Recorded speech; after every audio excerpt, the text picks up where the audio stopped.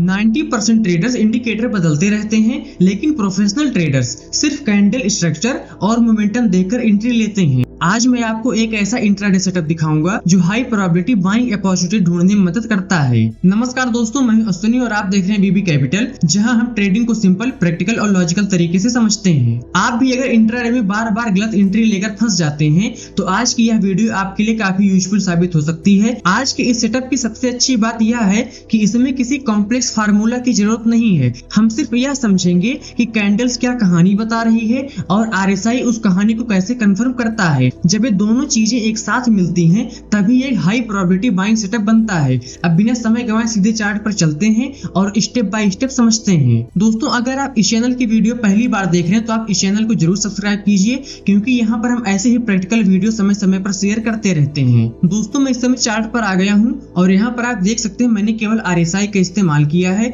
जिसके ओवरबॉट में 50 है और जिसके ओवरसोल्ड में 20 है। इसके अलावा मैंने यहाँ पर किसी और इंडिकेटर का इस्तेमाल नहीं किया है और आप यहाँ पर देख सकते हैं मैंने यहाँ 15 मिनट का टाइम फ्रेम लगा के रखा है। आपको भी इसका इस्तेमाल 15 मिनट के टाइम फ्रेम पर ही करना है। अब बात करते हैं इसमें कौन कौन सी कंडीशन आपको देखना है। सबसे पहले आपको 15 मिनट की एक ऐसी कैंडल देखना है कि जिस कैंडल की ओपनिंग प्राइस उसकी क्लोजिंग प्राइस से नीचे हो। अगर आप इस कैंडल को देखते हैं तो इस कैंडल की जो ओपनिंग प्राइस है वो यहाँ पर है और इस कैंडल की जो क्लोजिंग प्राइस है वो यहाँ पर है। दोस्तों, इसका सीधा मतलब होता है कि इस पूरे 15 मिनट के दौरान बायर्स ज्यादा एक्टिव रहे और प्राइस को ऊपर लेकर गए, यानी इस कैंडल में बाइंग प्रेशर साफ तौर पर दिखाई दे रहा है। अब दूसरी कंडीशन आपको इस पिछली कैंडल में देखना है। आपको इसमें ये देखना है कि इस कैंडल की जो ओपनिंग प्राइस हो वह इसकी क्लोजिंग प्राइस से ऊपर होनी चाहिए। अगर आप इस कैंडल को देख रहे हैं तो इस कैंडल की जो ओपनिंग प्राइस है वो यहाँ पर ऊपर है और इस कैंडल की जो क्लोजिंग प्राइस है वो यहाँ पर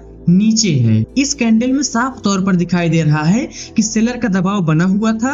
पहली नजर में ऐसा लगता है कि मार्केट वीक है, लेकिन दोस्तों असली कहानी अब शुरू होती है और उस कहानी का सबसे महत्वपूर्ण हिस्सा अब यही आता है और इसमें हमें ये देखना है कि जो हमारी करंट कैंडल है उस कैंडल की जो क्लोजिंग प्राइस हो वह पिछली कैंडल की ओपनिंग प्राइस से ऊपर होनी चाहिए। दोस्तों, जो हमारी करंट कैंडल है वो ये वाली है और इस कैंडल की जो क्लोजिंग है वो यहाँ पर ऊपर है और जो पिछली कैंडल है उस कैंडल की जो ओपनिंग है वो यहाँ पर नीचे है। दोस्तों, यहाँ पर करंट कैंडल सिर्फ ग्रीन बनने तक सीमित नहीं है, बल्कि इसकी क्लोजिंग पिछले बेयरिश कैंडल के ओपन से ऊपर चली गई। इसका मतलब है कि बायर्स ने सेलिंग प्रेशर को रोका ही नहीं बल्कि पूरी तरह अपने कंट्रोल में लेना शुरू कर दिया। यही इस सेटअप की सबसे बड़ी स्ट्रेंथ है। यही वजह है कि यह कैंडल सिर्फ ग्रीन कैंडल नहीं बल्कि स्ट्रेंथ दिखाने वाली कैंडल बन जाती है। दोस्तों, यहाँ पर आपको एक बात और भी नोटिस करना है। उसमें आपको ये देखना है कि जो करंट कैंडल है इस कैंडल की जो ओपनिंग हो वह पिछली कैंडल की क्लोजिंग से नीचे होना चाहिए। अगर आप इस कैंडल को देख रहे हैं तो इस कैंडल की जो ओपनिंग है वो यहाँ पर नीचे है और जो पिछली कैंडल है जो उसकी क्लोजिंग है वो भी यहाँ पर नीचे। यहाँ पर अगर आप देखेंगे तो आपको बिल्कुल मामूली सा अंतर दिखाई दे रहा है, वह भी बिल्कुल ना बराबर।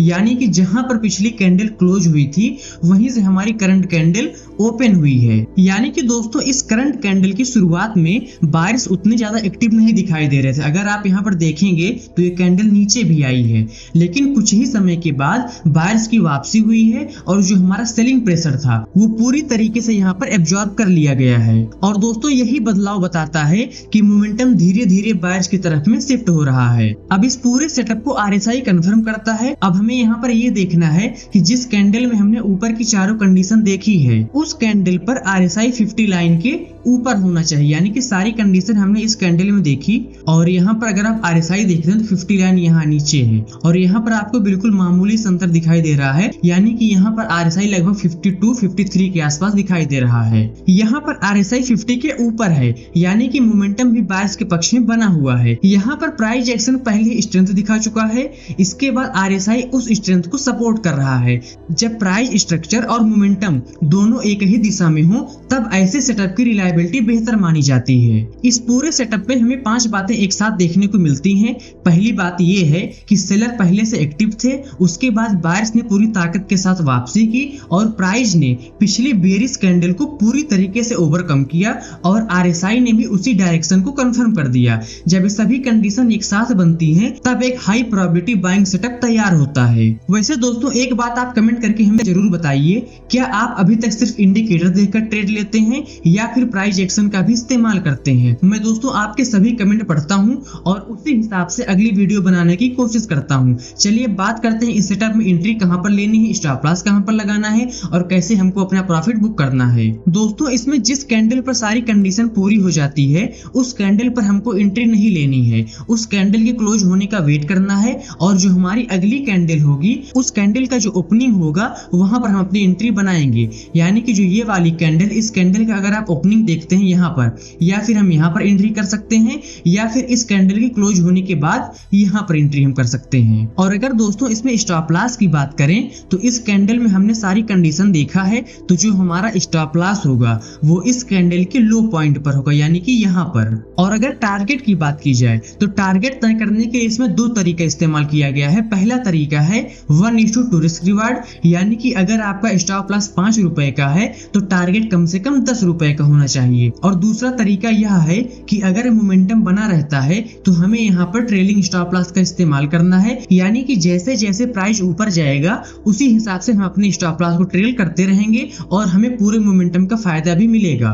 दोस्तों अब सबसे महत्वपूर्ण बात आती है ट्रेड कब नहीं लेना है। अगर ब्रेकआउट कैंडल के बाद वाली कैंडल, यानी कि दोस्तों जो ये वाली कैंडल है, इस कंफर्मेशन कैंडल का जो ओपनिंग है इस ओपनिंग पॉइंट से अगर नीचे आ जाता है तब हमें यहाँ पर एंट्री नहीं करनी है, दोबारा से हमें सेटअप बनने का इंतजार करना है। अगर दोबारा से कैंडल इसकी क्लोजिंग प्राइस के ऊपर जा रहा है तभी हमको एंट्री अपनी प्लान करनी है। दोस्तों अभी तक हमने यह समझ लिया कि यह सेटअप कैसे बनता है, एंट्री कहाँ लेनी है, स्टॉप लॉस कहाँ रहेगा और टारगेट कैसे तय करना है। लेकिन किसी भी स्ट्रेटजी पर भरोसा करने से पहले उसका बैक टेस्ट देखना सबसे ज्यादा जरूरी होता है। इसीलिए अब हम इसका बैक टेस्ट भी करते हैं कि आखिर किस तरीके का परफॉर्मेंस इसमें देखने को मिला है। दोस्तों मैं इसके लिए इस चार्ट को थोड़ा सा छोटा करूंगा ताकि पूरा मूव दिखाई दे। और आप यहाँ पर देख सकते हैं सारी कंडीशन हमारी इस कैंडल पर मैच हुई है और हमारी एंट्री अगली कैंडल की क्लोजिंग पॉइंट यहाँ पर हुई।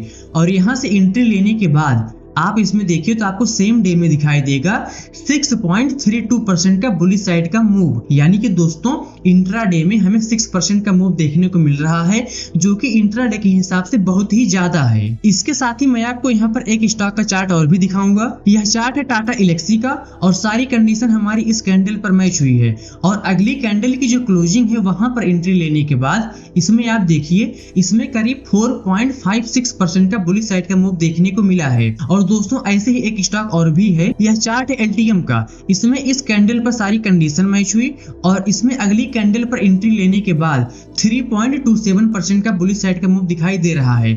यानी कि दोस्तों इंट्राडे के हिसाब से अगर 2% से ज्यादा का मूव देखने को मिलता है तो काफी अच्छा माना जाता है। और अभी तक आप इसमें देख भी रहे हैं कि इस सेटअप ने पिछले डाटा में किस तरीके का रिजल्ट दिया है। इसका मतलब यह नहीं है कि आगे भी हर ट्रेड बिल्कुल ऐसा ही चलेगा, लेकिन अगर आप इसी सेटअप का डिसिप्लिन के साथ में पालन करते हैं तो बेहतर क्वालिटी की ट्रेड मिलने की संभावना काफी ज्यादा बढ़ जाती है। और दोस्तों अगर आप रोज निफ्टी और बैंक निफ्टी के प्रैक्टिकल सेटअप, प्रीमियम एनालिसिस और परफॉर्मेंस रिपोर्ट को देखना चाहते हैं तो मेरे इस ऑफिशियल टेलीग्राम चैनल वीबी कैपिटल पर एक मैसेज पहले से शेयर किया गया है और उस मैसेज को दोस्तों मैंने यहाँ पर पिन भी कर दिया है। आप यहाँ पर देख सकते हैं यहाँ पर मैसेज पिन किया गया है। इस मैसेज में प्रीमियम ग्रुप की पूरी जानकारी, ज्वाइन करने का प्रोसेस और पिछले 3 महीने की परफॉर्मेंस रिपोर्ट दी गई है। पहले इसे पूरा ध्यान से पढ़िए, वेरीफाई कीजिए, उसके बाद ही आप कोई फैसला लीजिए, क्योंकि दोस्तों बिना वेरीफाई किए किसी भी तरीके का निर्णय नहीं लिया जाता है। और इस टेलीग्राम का लिंक आपको वीडियो को डिस्क्रिप्शन में मिल जाएगा। दोस्तों अगर आपको आज की वीडियो पसंद आई है तो वीडियो को लाइक करें और अपने ट्रेडिंग करने वाले दोस्तों के साथ भी शेयर करें। और ऐसे ही प्रैक्टिकल ट्रेडिंग स्ट्रेटजी वीडियो देखने के लिए वीबी कैपिटल को सब्सक्राइब करना बिल्कुल न भूलें। मिलते हैं दोस्तों अगली वीडियो में, तब तक के लिए नमस्कार। आप देखते रहिए वीबी कैपिटल, आपका दिन मंगलमय हो।